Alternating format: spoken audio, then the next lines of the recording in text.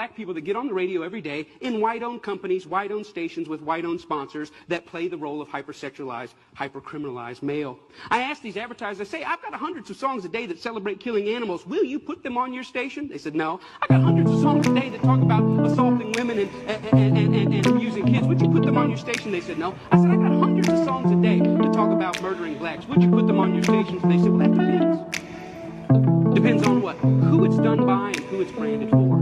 Because if we can get black folks to sing about it, we can brand it for our youngest black audiences. I think there's money to be made. I think there's American appetite. That in the mainstream marketplace, people should hesitate associating their name with certain content. You know, there's certain stuff you can't buy at the store. Certain stuff you can't get on iTunes because their brand doesn't want it. But if you want to hear black people celebrating killing black people, they got thousands and thousands and thousands of those things to sell you. I don't think it's about censorship. I think it's about American cultural hypocrisy.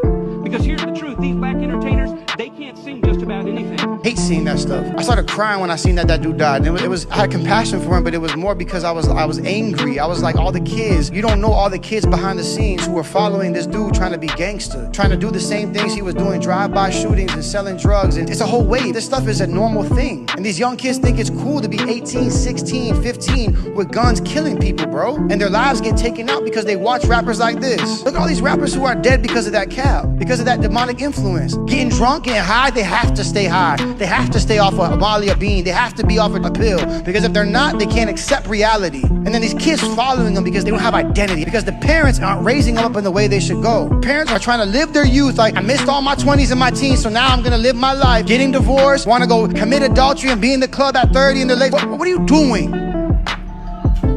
What are you doing? And then your kids are all jacked up, and then now Julio Fulio is their daddy.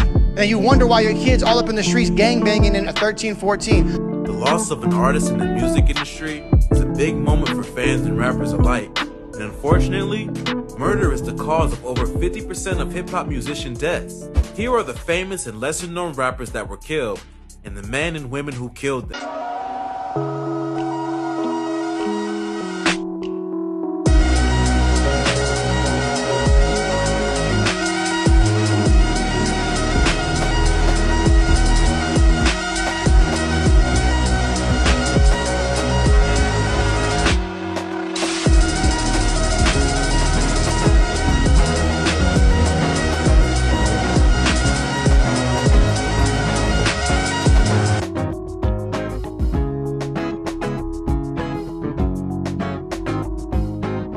Black hip-hop fans, if white rappers started making songs about murdering black people, you would be mad. But as long as black rappers do it, you love it. If white rappers bragged about selling drugs to the black community, you'll be mad. But as long as black rappers do it, you love it. If white rappers rapped about disrespecting black women, you'll be so mad.